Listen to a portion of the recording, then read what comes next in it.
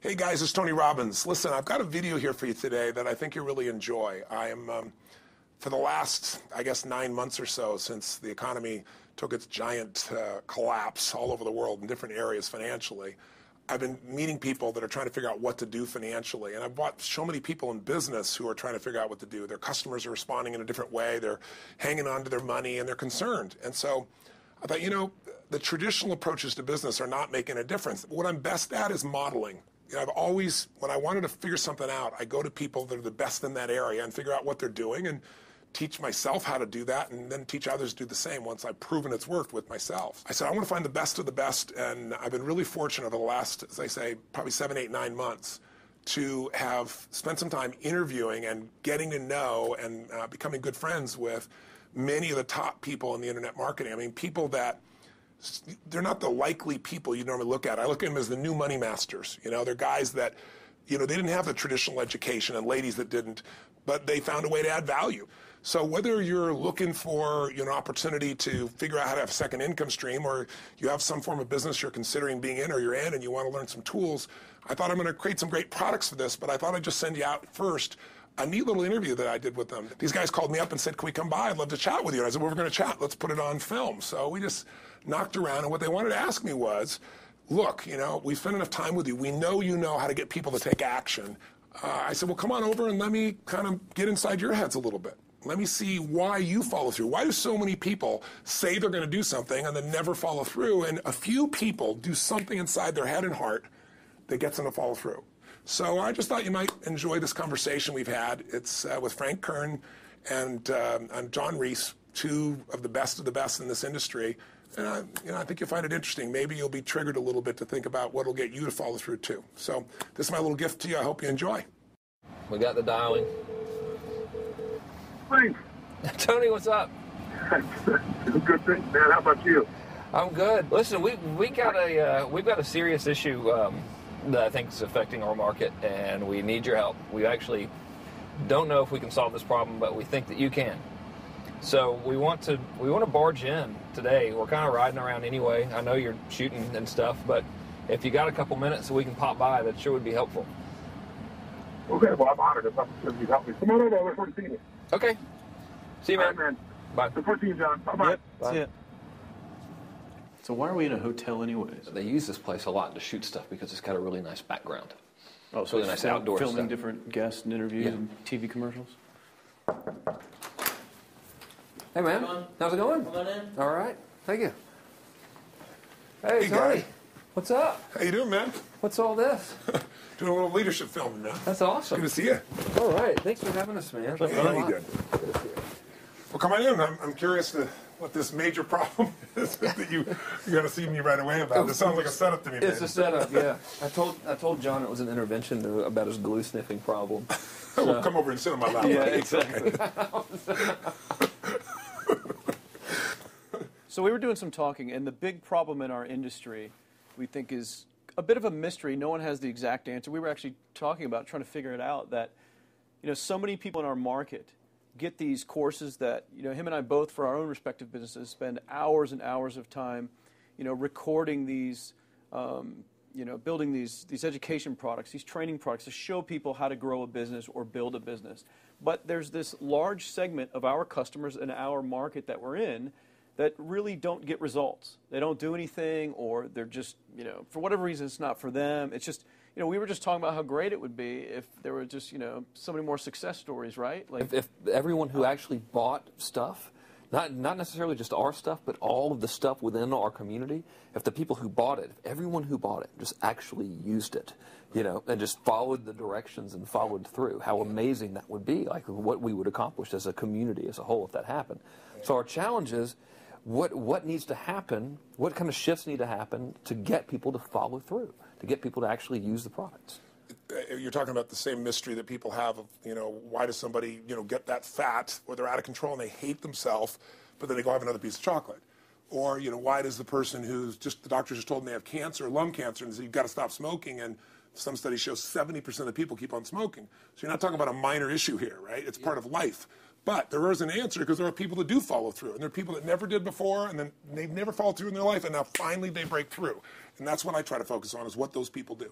You know, in my case, in the business world, I look at people like you, people like Dan Kennedy. Yep. What do these guys do? Okay, I'm just going to do that to the best of my ability. And sure, you know, it's like, well, oh no, I can't write copy as well as Dan Kennedy, or I don't have as much energy and drive as Tony Robbins. Well, but you didn't start. So like, what? You didn't start out I've got as as Frank much as Kern. I got. You didn't start out who Yeah. you are. You started out trying to make how much? Come on. $300. Yeah. A week. A week. $300 right? a week, yeah. And you failed at that in the beginning, didn't you? I failed pretty miserably, yes. But it was effortless to fail. I mean, it's just like natural, yeah. But truthfully, you went from $300 to, I remember you said your first time you believed, if I remember, was when you made like $2,500 in like It 4 or was 5 days when I was on vacation. while you're on vacation. That was when the true internet marketing dream was realized, you know, Right. because I sold a downloadable product and I wasn't even there. I didn't have to ship anything. I was like, oh my God, this was so great, you know. $2,500, and to me that was just a gazillion, you know, because my rent I think was like $400 or something. And when you've told me that story before, and you just did it again, and you get you big grin on your face, you get more excitement on your face than when you talk about doing 18. Than when you talked about doing the 18 million, which I know you're proud as hell of, and you didn't get all the money, but you made 18 million bucks for somebody in 24 hours, right? Yeah. But look at your face; it's like nowhere near as excited as $2,500 in 5 days, the same baby. thing, though. I mean, the $2,500 is just as there's no difference. No, there's even more, because there was a moment when you recognized what was possible, but you didn't recognize it until you actually experienced it, but you only experienced it because you had to. Right. You had to keep going until you found it, just like you did. You had to keep going until you found it. And it's like the validation that the fear doesn't have to matter anymore, that you don't, there is no other, that, you know, not having the plan B and knowing that you're going down the one path towards what you want. Yeah. It's the validation in your brain that, hey, this works. It may not work yet on the level I want it to, but it works. I've just proven it to myself. Right. And for that, I win. It's game over. I've already won. Yeah. Because I've proven it to myself. Right. So it validates everything in my mind that I want to do now just at a higher level. Right. And doing more of it. That's it. Right. You just now leverage it. You now just stack it. So what do these people need to get started? Why aren't they starting? We all know the answer is fear. But the difference with you guys or me or anybody who's followed through is we're more afraid of what life would be like if we don't follow through than the person who's willing to settle for what they got and kind of hope it'll change and maybe purchase something for the moment and then not follow through on it. It's almost like people, overachievers, have a little more fear. They're a little more afraid of missing out. They're afraid of not being there, or they got a strong enough reason to follow through. So I'd say if you're looking at home, you want to give somebody some value, go, where do I start? I'm sick of this. That's a damn good place. That's probably why they bought the product in the first place, but now they're not. To escape from that for just a minute. What's that? They bought the product to escape from that state. Just for a moment. Yeah. So, because guess what? What makes people excited is progress. You don't have to be at the goal yet to feel alive again. You have to make progress. And the first step to progress is making a decision and buying the product. But then they don't do the second step, which is open the damn thing up. I think another powerful distinction that you're hitting on here is the fact that a lot of people that have breakthroughs in their lives, like including Frank and I both in different, success stories, situations, whatever you want to call them, is that, people typically hit rock bottom before that must is a reality. You're right. So in thinking of that, because a lot of things as well, like we hear in marketing, like if you had a gun to your head right now and you had to make money in the next, 48 hours, what would you do? And that really resonates with people. But so I just wanted to bring this into the conversation because I think a big part of the market of all these people aren't people that have their backs completely against the wall yet. That's right. Okay, so they're not in a must situation yet. They're in a desire situation where they're okay in their lives. They do have big dreams and ambitions. They do want greater things. But it's not pushing them yet to the point where they will do what it takes to master have the something. Must. So what do you think? How do people go from not having their backs against the wall when they have no choice to say, I'm totally sick of this, to conditioning their minds to go from their situation where they are, which may be okay, to getting something greater? Well, think about this. What pisses you off and what excites you is all relative. $300 a week, no, $2,500 excites him more, that memory to this day, than even the $1 million, he did in his first 24-hour version, right? Or you breaking the 4 minute mile, $1 million. That must have been out of your mind. Tell me about that for a second. What did that feel like? You make $1 million in 24 hours. Nobody in history of the internet's done it. Euphoria. Yeah. It was unbelievable. What was your? It wasn't even about the money. That's exactly right. That's exactly right. It wasn't really about the money. No, it wasn't. I wasn't thinking like, oh, that's how many cars I can buy. No. It just wasn't. It was just breaking through like another barrier of progress. So at that point, it wasn't about your back to your wall. at that point, what it was really It was about. a further point for my fear, is what it really was. Further point for your fear, and for some people, and I think in some cases, it's also a recognition of who I am and what I'm capable of. So for somebody whose life is already great, this is about, what if I could take on another skill that could create more freedom for my life? And just saying, I'm not having to go out and try and do it all perfectly right now. What I'm going to do for the next 8 weeks, I'm going to create a little ritual. I'm going to do one thing a day to condition my mind, right, so that I get strong, so I follow through. I'm going to read something. I'm going to listen to something. I'm going to immerse myself. I'm going to go for an intense jog, or I'm going to go lift weights, but I'm going to do it consciously to get in a state where I'm going to follow through. That's number one, because people follow through when they're in state. Second, I'm going to get clear about why this is a must for me. It's not because my back's against the wall, but because I want to master an area of life that could create some freedom. I'm not going to master it overnight, but I got the system, I got the plan. I'm going to do one thing a day. I'm going to work on one subject a week. This week's going to be about figuring out what the right product or industry is. Next week's going to be basics of building traffic. And each week I'm going to make a little progress, and I'm going to get to a goal, whatever that is. I'm going to make $1,000, my $300 in a week. I'm going to get to my $2,500. That first $2,500 is the most excited. Unbelievable. The first $300. I remember It's the most life-changing, too. It is the most life-changing. I remember I was supposed to be a truck driver, making $24,000 a year because I'd be making the most anybody in my family had ever made. How'd that work out for you? Yeah, real well. Thank God I'm not driving a truck, right? I think you could pull the truck. I figured out I could pull it with my finger, man. I could do it with my teeth. I could pull it with my teeth, right? 36 grand a year was the goal. If I could make $3 grand in a month. When I did that, was out of my mind. And then it was like, could I make 10 grand a month? Then it was 10 grand in a day, then 100 grand a day. Then could I make $1 million in a day? I had a day where I made $400 million in a day. The stock value of the company I took public, my personal stock. But it was probably after I did it, though, so it doesn't really count. I'm just joking with you. You're right. People don't remember who's first, Tony. 400 million, $1 million, it's all who cares? the same. Who cares? No, I'm not saying that's it's brag. amazing, though. I'm not saying it's brag. of It's course. because they told me when I was on stage, I had this audience of about 15,000 people at the Continental Center. It was during a stretch break. I was doing what I loved, rocking the house. Everybody's going crazy. And they go, the stock's worth $400 million right now. I was like, wow, that's cool. It's like, okay, I don't want to sound stupid. It's like, what's next? And I went right back to what I loved. Once you break through, then it just becomes a game.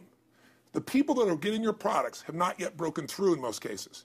The breakthrough happens by conditioning your mind every day, by feeding it a role model or a story. It's putting yourself in a peak state where you follow through by getting physically strong. It's creating a little ritual of doing a little bit each day, and then you get momentum. But the most important thing of all is what we started out with. Why? Absolutely. Why is it a must for you? It doesn't have to be you're against the wall, but it has to be something you're hungry for, because the only difference in people is hunger. And if you're not hungry, get around people that are hungry and something will hit you. You watch a conversation, you get around people that are doing better, and all of a sudden you start going, my life sucks. I remember I went to a guy in L.A. He's one of the most multi-billionaire guy, I'll never forget. And I lived in the Del Mar Castle, and I was really proud. That was like the symbol of me having taken myself from being poor to providing for my family this great place. It's built from castles in Europe overlooking the ocean, not far from you. And I went to this guy's house. He's a billionaire. He took me down to his wine cellar. I don't even drink wine. Went through this whole thing. At the end of the night, I was depressed. I lived in the Del Mar tenement, as far as I was concerned. I really was. I was like, I live in a crappy place, and all my standards changed. All of a sudden, I wasn't willing to settle for living that. All of a sudden, my back was to the wall in a different way, because as a man, I knew I was capable of more. So people can change their standard by getting around where it's better. People can change their standard by getting associated with what's true, like the bills they got to solve, the problems they got to do it. Or they can do it because they're excited because it's something new they want to take on. Everyone's different, but they got to find the why, and they got to come up with some daily rituals to get them going, and just do a step at a time. That's where you get momentum. Awesome. That is awesome. So, think about what's the holy grail between somebody taking action or not. It's one word: certainty. When somebody is absolutely certain, the common word is believe, right? But, you can believe at a general level, or you can believe with certain. When you're absolutely certain that if I do this, it's going to get that result, and that result's going to change my life, you'll do it. When you think it absolutely is not going to work, you're never going to do it.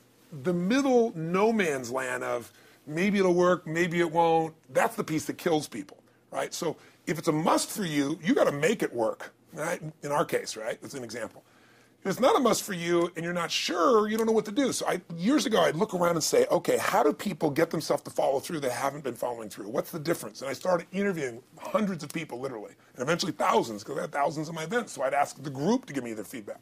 And I came up with this model. It's like the holy grail of belief, or the holy grail of momentum. It's like the difference between what makes the rich get richer and the poor get poor, right? And the difference we all know is mindset, but like, how's that built? So this is what I did. I created stupid little 4 little boxes, and I'll scribble it here for you. You think about the first thing that determines whether you can do something or not, and I put that in this first box at the top here on the left side, and it's potential. Like, what's the potential of a human being? Like, when you guys started, you proved something no one had done in history. You ran the 4-minute mile, right? For golly knows how many centuries, they're trying to run a 4-minute mile. Roger Bannister does it. How did he do it? Do you remember? You did it in this industry, right? You made $1 million in a day. No one had ever done that in history, right? After you did it, a bunch of other guys are doing it because it became possible. Roger Bannister didn't just go physically practice. He made a shift in his head. He practiced in his head because he could never achieve it physically, so he had to change in his head first so that the result became certain enough he believed it, and then his body got him through. After Roger Bannister ran that 4-minute mile, within 2 years, 37 people ran a 4-minute mile. Wow. When no one in history had ever done it. Now, here's how it works. The potential for anybody getting your product is extraordinary. They can do what you've done as much, more or less. They can do whatever they want to do. The potential's there. The market's proven that. Whether or not they tap into potential has a lot to do with what action they take, which is the question you came to me with, right? Like, you know, God, they all have potential, but they're not taking action. And we all know that the action they take is going to determine the results they get. That's pretty obvious. So most people have a belief about what their real potential is no matter what you tell them. And that affects how much action they take. And of course, that affects the result. And then ironically, that result reinforces their belief. And then that belief affects it. So I'll give you an example. Let's say a person has unlimited potential, we all agree. But they take little action, little results. Why?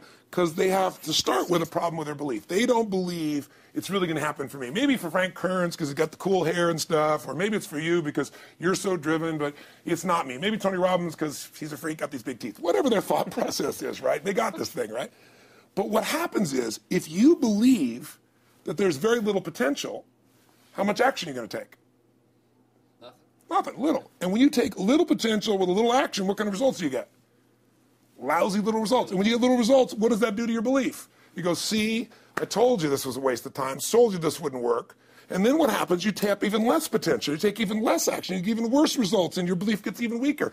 And this sucker feeds on itself until you are in a downward spiral. It's poisonous. It's poisonous and it's self-fulfilling. Now, what if something could happen that could come along and fill you with a sense of absolute certainty? Not like I believe, but mean where you know. In you guys' case, mine as well, we knew because we had to. Because we burned the boats. There was no other option. We had to find a way. We weren't going to live that way. We all did it in different ways and for different reasons, but in essence, that was it. If you get yourself in a state of certainty that this is going to work, I'm going to find the way, and if this doesn't work, I will make the way, then you tap a lot more potential. And when you're certain in your potential, you take massive action. And when you take massive action, you really believe in something, you get great results. When you get great results, your brain goes, see, I told you I was a stud. I told you this thing would work out. Now you're even stronger. You tap more potential, take greater action, greater results. That's how you went from $300 in a week to $2,500 in 5 days to $100,000 in a month to $1 million in a day. Same thing with you. And we get momentum. That's why the rich get richer and the poor get poorer. Now some people go out and they go, well, I'm going to take a bunch of action. All right, I'm going to open this product. I'm going to try it. And they'll say to you, I even did it. But it's like a salesman who goes and knocks on the door, and he knocks on 100 doors and says, you don't want one of these, do you? yeah, exactly right. You know? And even if he doesn't say it verbally, his face says it because he doesn't believe it's going to work. So his voice, his body, the execution is so weak. Maybe if he talks to 100 people, somebody's going to buy out of pity. They don't want his kids to starve, right? But he's not going to get the result. So the core difference in people is how do you produce certainty when the world isn't giving it to you? You go out and you try. In your case, you're 100,000 in debt and nothing's working. How do you keep yourself going? The way you did it, the way I did it, the way you're doing it, we may not have done it consciously, is we didn't change our potential. That was there. And it wasn't even taking more action. Taking more action with a belief it's not going to work, it's not going to change anything. We got results in our head that made us feel certain as if it had already happened. True or false for you? True. Right? So give me an example so people know I'm not just making this crap up. Well, I mean, just like when I had nothing, I already knew I was driving like Ferraris and Porsches and stuff because I always wanted those cars. I already knew I was going to have them. It was inevitable. Right. I inevitably, that was just my inevitable outcome. But how did you do that? Did you have a ritual? Did you think about it regularly? Was it one time you thought about it, or was it something you had an obsession towards? I had an obsession towards it. I mean, I used to work at a video store, which was the last job I ever had in my life. Thank God. And I used to go to work almost every day. and I used to bring 2 magazines with me to read on my breaks. Entrepreneur magazine, just to read about business and everything else, to read about what other people are doing, look for role models. And I used to carry an Auto Trader with me. And I used to look at Porsches that were for sale. Yeah. And people always used to ask me, what are you doing with that Auto Trader magazine? I'm like, well, I'm just picking out the Porsche that I'm going to buy. Right. Which probably got you a lot of crap. I did. People made fun of me. Sure. I actually had a boss at that job tell me, you really shouldn't do that to yourself, John, because it's very, very likely that is never going to happen. That it's very likely that you're never going to have that car. Yeah. That's the kind of belief he was trying to put in my head.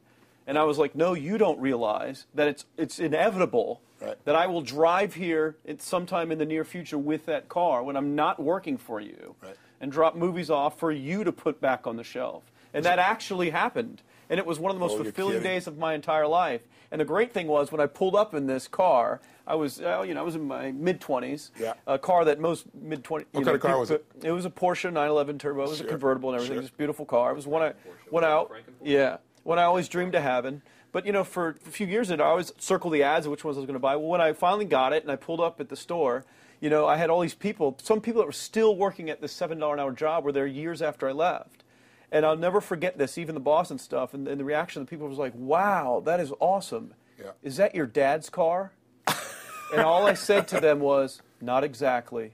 Good for you. And I just smiled and just left. But it was, it's the weirdest thing, but I just knew it was going to happen. But you knew it because I conditioned myself to you did it over and over again. Yeah. When I was in high school, I was not a popular kid, but I was passionate and intense, and I'll never forget. Some particular girls gave me some crap, and a guy too.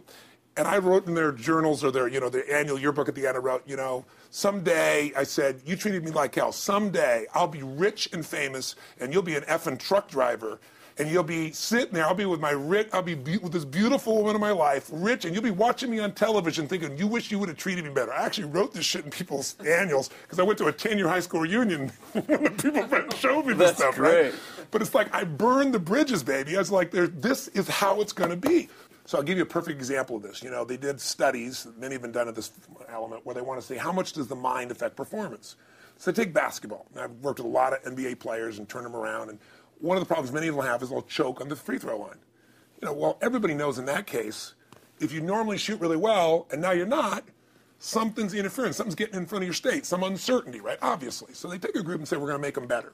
How do you make somebody better who's got this mental block? So they take a group of guys and they're going to do free throws, and they do one group where they just practice for 6 weeks. Totally intense practice, and I forget the number of free throws, but they got to do this many free throws every day. Take a second group, and they have them not practice at all. Obvious. And they take a third group and they don't let them touch a basketball. All they do is have them practice in their mind, but the key is it's not practice makes perfect, it's perfect practice makes perfect, as corny as that sounds. So these guys see themselves making the shot every single time, conditioning their mind and body that it's perfect every time. They're not interrupted by a reality that would screw with them. So at the end of 6 weeks, they tally it up, and now they give them a test to see who has the highest free throw percentage, success. What do you guess it's going to be? Well, the obvious person says, obviously, it's not the guys that didn't practice, but which one is it, the mind, or is it the ones that actually practice? I'm assuming the mind. Yeah, you would assume it because it's true. Right. You intuitively know the truth, that practicing's not enough. It's getting yourself so certain so many times that now when you go to do it, there's no hesitancy, and you execute. It's having that absolute certainty that makes you tap your full potential, take massive action, get massive results, be reinforced to having stronger belief. This is what makes somebody a star at anything. It's like Jack Nicklaus, the golfer. Yes. He visualized every shot and where it was going, landing right where he wanted it before he ever hit it. Every single time. And what do most golfers do? Every single time. They just take a practice swing and they kind of hope for the best and point in the right direction and hit it. And some of them, if they've had some bad hits, what are they really focusing on? What I don't want to do. Exactly. And that's the same thing here. So I'll show you a little stupid little physical technique for this. So stand up for a second. You guys going to do this? The camera show? So try this for a second. So just put your feet together, and then put your right index finger straight out in front of you like this. Okay? And all I want you to do is I want you to just turn clockwise comfortably as far as you normally turn. Just notice where you naturally stop. Go ahead and turn clockwise. People at home can do this too. Keep your feet straight. Notice where you stop. Come back around to me. Back around to me. Okay, good. Yeah, you're really good at this, right? Drop your hand. Now let's do something really simple. Close your eyes. And you don't even have to visualize, just feel. I want you to imagine your finger coming back up again. And this time, see and feel it coming up. Don't actually make it happen, but feel like it's happening. Imagine in your mind that you're actually doing it. You're seeing it, you're feeling it. And then make it like a game where you turn twice as far this time. Like you're a little kid, you know, somebody measures you and you go, I'm taller, come on, measure me this week. That desire to do a little further. And then in your mind, do it again. Your feet are straight together, and in your mind, feel your finger coming up, see it coming up, and imagine going 3 times as far this time. And then one more time, bring your finger up, and you're like an owl. Your feet are straight, and you turn all the way around, and it comes all the way around to the front. See it and feel it and enjoy it each time, like it's a game, like you can't wait to go further. And you know you do, every time. And then when you can feel that, it feels good, then open your eyes, and now put your finger straight in front of you, and turn as far as you can comfortably, and see what happens this time. Go. Break my back.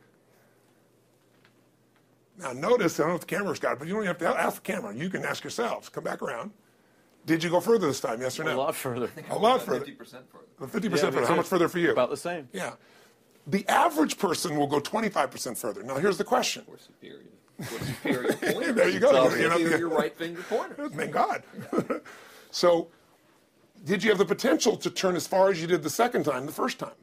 Yes. Why didn't you? I didn't believe it, I guess. We have beliefs about stuff we don't even know we have beliefs. You have an unconscious belief about how far you can turn comfortably. The first time I did it, when I pointed straight back, Yeah. I thought that probably shouldn't even go that far, like it was going to hurt me, or that I wasn't capable of going any farther. It's like, and how much further did you go this time? And the camera knows pointed over there. That's about exactly over there. right. Now here's the difference. The potential was there the first time, and you took action, and you got a result. But it was 50% less than what you did later on, and the only difference is they changed your belief. How did I change your belief? We didn't work harder on your potential. We didn't take more action. I got you to see the result in advance. I got you to see it vividly 2 or 3 times. That's all. Of going further, and then your brain went, oh, I know what to do. Boom, it went there. Isn't that what you did by looking at your cars every single day and envisioning it? I mean, isn't that what you did when you created whatever the vision was? It was $300, $2,500, $1 million in a day? Yeah, that's what's missing for these people. They're not getting that execution is everything, but it doesn't happen if you don't get the psychology set of a state of total certainty. And you just change that 50% in 3 minutes worth of visualization. And visualization is only one technique. Because I was like losing my balance with my eyes closed, but I was kind of like lopsided. So I got one good visualization, and the rest of the time I was like, I sure hope I don't fall down on camera with my eyes closed. It's going to look really dumb. I'm going to have to do it. So you don't even have to be good at visualization. You can still get the improvement. So I want you to get, you ask the question, what is that difference in people? This changes people's certainty. People are uncertain they're going to succeed. They want it, but they're afraid. The best way to deal with a fear is get a big enough reason that makes you have to succeed, or condition yourself where you see it and feel it so often that you're certain that you just do it. That's all it really takes. That's awesome. You know, this worked. I was thinking this while you were talking about going to the Sit down so we can hear this, and we'll go. You were talking about working in the video store and looking at the Porsches and stuff. I used to drive around in my car, doing the cold calling with the credit card machines. And one way that I would avoid cold calling, the pain of like cold calling and knocking on doors and everything, would be to listen to your stuff and listen to Jim Rohn's stuff. And wow. Just drive around, no particular destination, just to listen to it. And strangely, I still like to drive around. I prefer to listen to that stuff in the car for some reason. It's because it's where you got imprinted. I guess. I mean, it's like, well, I'll just drive up and down the coast and check out the ocean. Yeah. So I would drive around, and I would envision myself holding those types of seminars and teaching people that kind of stuff. And 3 weeks ago, I was teaching a seminar in San Diego, and I was talking about beliefs and envisioning things, and I had to stop. And I shared with the audience, I was like, you're not going to believe this, but I actually used to envision this very moment of me talking to you right now. So it really, really works. Definitely works. Makes a difference, I'd say. I'll tell you what, I worked with Andre Agassi in 1993, I think it was. He'd been #1. He dropped to 32nd in the world. And he was literally ready to quit with no exaggeration. His father was managing him, and he was so angry with his life. And he went through some, I think, wrist surgery at the time, and he's working on his swing. And he was dating Brooke Shields at that point. They weren't married, and not his current marriage, obviously. And so she said, you got to come see Tony. She goes, I don't need motivation. He goes, he's not motivation, man. He's strategy. He'll show you how to make that shift in your head. So he comes. I work with the guy. In the beginning, he's saying, do your magic stuff. Like, oh, yeah, great, thank you. And I said, tell me, if you ever hit a tennis ball perfectly, and I'm trying to get him in the zone to remember that time, like you visioned, where he was perfect at it. He goes, of course I have. And I get him vision over and over again. And finally, he's in the zone. He's feeling that again, right? He's seeing it, and he's feeling certain, and the swing is going perfect. And I said, how's that feel? He goes, it feels perfect. I said, but are you thinking about the swing? You're not thinking about the swing. You're not thinking about how to do it. You're just seeing the result you want so vividly that it's there. So all I did was train him how to go in that state over and over again. He won the next weekend. The second weekend he came in second. Within 6 months, he was #1 in the world again. And he gave me unbelievable credit. But all it was conditioning the mind. You did it with tape, so did I. We were just talking about this earlier, Pam and I. I used to go when I was 17 years old down in downtown Los Angeles, this place called Night Education, Knight, like at the night. And I'd save up all my money, work as a janitor, and I would get these tapes and listen to these things over and over and over again. I went there for years, and I didn't have enough money, and I leveraged everything I had, but I knew how to train my mind. It's the one thing I knew how to do. This man's name was Mario. I saw him in his 80s. You know, he obviously knows how my life turned out and was very proud of the role he played in that process. He used to tell people the story. This guy's the real thing. He didn't just start out this way. This is how Tony did it. He listened to these tapes. He conditioned himself, right? This is the real stuff. He passed away a few years ago. I'm calling his house, and he passed away, and his daughter was there, and she wanted to share with me that how I touched his life and so forth. But the best thing was, I thought, you know what? I want to get those tapes. I want to get that stuff that conditioned. You know, I want to go back to that moment like you did of, you know, that moment was visualizing, now I'm living it. And she said, he left all this in his will to you. So I have all these tapes now that are from the time when I originally went through, and like I'd go to sleep and I had these sleep tapes that conditioned my mind to believe that I could succeed even when I was sleeping, or to build energy in my body. And anybody who wants to succeed has got to know it doesn't just happen. You can buy a product, but you also, with that product, have got to condition yourself. You got to make it a must, and you got to get a ritual. And if you do it, whatever you used to dream about you thought was so huge, you'll just live it. You'll live it like you lived this yesterday, like we're all living the life that we envisioned. Because we had to, and because we played this game with our head. We got the belief to be real by seeing it enough times and feeling it enough times till our brain believed it, and then it made it happen. Which raised the potential, which made us take more action, which got us better results, which raised our beliefs again. That's right. And then that's why the rich get richer and the poor get poorer. So instead of bitching about it, change it. And this is how you change it. It's like a self-fulfilling prophecy. Completely. It's pretty easy to change.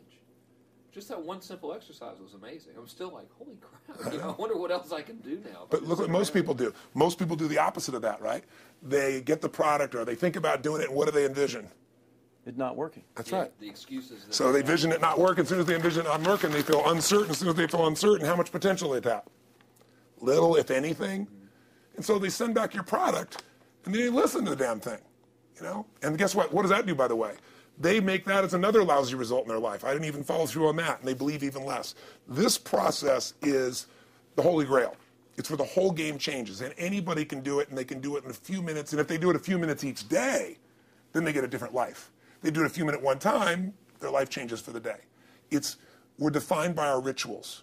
Everybody's got rituals, certain things they do every day. And what we three have in common, and anybody that I know of who has a life that they're living that was once a vision, is we saw it again and again and again, even when it didn't work, even when you lost $100,000, even when I'm working as a janitor. There's something we would not give up on. And if somebody watching wants to change their life, they got to decide what they won't give up on, and then put themselves in the state of momentum by a couple little rituals. That's all it takes. And I think especially when it comes to anything related to making money, like making money products or promises or courses, people are so inundated with scams and all this garbage, true garbage, that, you know, their natural thinking is that they're so skeptical. It's like they fall into the conditioning of, well, if anything's ever going to work, that thing has to prove it to me before I believe anything. So when they go to approach the thing to make more money with, they're like, well, I'm starting at zero, and this thing has to prove to me that it has any potential at all before I believe that it will. Don't you agree with that's the case? Unfortunately, I agree it's the case, but here's the truth. When somebody says to me, in my business even more, because a lot of people think I'm a motivator. I hate that term. That's never been what I've done. I do believe in energy, and I'm passionate. You know, they see 10,000 people in a room rocking, they go, oh, he's motivating them. I believe in peak state. You get a top athlete, you get in a concert, and you get in state, right? The problem is, to defend themselves so they won't be disappointed again, they lower their expectations. So someone will say to me, well, I'm skeptical or I'm pessimistic. And my response to them is, no, man, you're gutless. It takes no guts to be skeptical. You don't have to have any capacity to be a critic. And now with the web, you don't even have to own that you're the one being the critic. You can burn somebody and, you know, anonymously, right? I said, you know what? It takes guts to believe. And if you think something's going to do it for you without you putting your guts on the line, you might as well forget it right now. So this idea that I'm skeptical or they got to prove it to me, it's the biggest lie. What that really is your fear talking. You're so scared of failing, you don't even want to get your hopes up. And if you don't get your hopes up, you might say, well, what if they get their hopes up and somebody gets disappointed? How many disappointments have we experienced in our business careers and in our lives? The difference is some people take disappointment and let it destroy them. Other people take disappointment and let it drive them. And you get to choose. Are you going to turn this thing into why it didn't work and a bunch of stories and excuses, or are you going to take this thing that didn't work and figure out what are you going to do to make it work? And it may not happen the first time, the second time, the third time, but the people that are relentless find the way. And it's the common denominator in all these guys that are kind of our friends or family, money masters, the new money masters is they all did it with will. Nobody here inherited this stuff. Everybody figured it out. And keep figuring it out. And it's going to keep changing. And you say, you know what? 1% of 99% of the money being made is being made by 1% of the people, because only 1% of the people will condition their mind and condition their body and follow through some daily rituals. The rest will tell a story about why it didn't work, how it wasn't their fault. And you got two things in life. You got results or you got a story. And too many people think that 1% is somehow entitled to it, and they're not. Which is, it's just all in the head. It's all in the head. Belief. It's all in the head. Which can be changed with some conditioning. Basic conditioning. You just proved it. Yeah, to us. That's fun. That's why I made Get the Edge and Personal Powers, because I understood that from the very beginning. Originally it was 30 days, and years later people would say, I've heard all the great results and everything else, man, but I don't have 30 days, and I'd be behind the glass, focus group, watching these people want to shake them, like, you don't have 30 days to change your life, I thought, okay, I'll make it 7 days, just one, because after 7 days you get momentum. I mean, think about it. When do people's lives change? In a moment. It doesn't change in 10 years. Your life may suck for 10 years, but there's one moment when your whole life changes, the moment you decided. When you said, no more, and I'm doing it, and you kicked yourself in the ass, and you made yourself go do something, right? When you finally said, enough, no more, I quit, or let's begin, or I love you, there's a moment when somebody's life changes. And that can be gotten in a couple of days. So people watching don't have to wait until they've mastered everything. They got to get started and do what's next, and just put themselves in a state where they start making some progress. Well, there it is. I think that's the answer that can help solve that problem with a lot of people. They'll just pay attention to it and do it. The bottom line is, all three of us and some of the people that we consider as family that are part of this process, we've all done well, and we don't need to do this stuff. We're able to do the stuff because underneath it all, people can see in your eyes, Frank, when you talk about $2,500 you made that day and the joy, right? Or you talking about not willing to settle, and just, I don't care what they say. They tell me I'm going to sit here and I should lower my expectations. I'm going to be driving my car in here and they're going to be delivering a video to me. There's something inside of every human being that will make it click, that'll make it so that today is not like yesterday and tomorrow will be different forever. And that process is an emotional hook. And what I hope is people watching this stuff, maybe something in here will piss them off enough or remind them of something or say there is a plan and it isn't just luck. And if I just get my big enough why, and I get a little system for conditioning myself, and if I start to feel overwhelmed, I just do one next step. And I keep learning and keep moving forward, I will get there. And if we accomplish that out of this conversation, then this conversation was kick-ass and fun, not just for us, but it'll be something that we'll be really proud of a long time. Whether that happens or not really has nothing to do with us, but whether or not people take it in as real and do something with it. I hope they will. I think a lot of people will. I think they will. Thanks a lot. I think it was awesome. Thank you. That's been a blast. Appreciate your shoot here. Yeah, going back to the next one. Yeah. Thanks, guys. Thanks. Yeah. Appreciate it. Really appreciate it.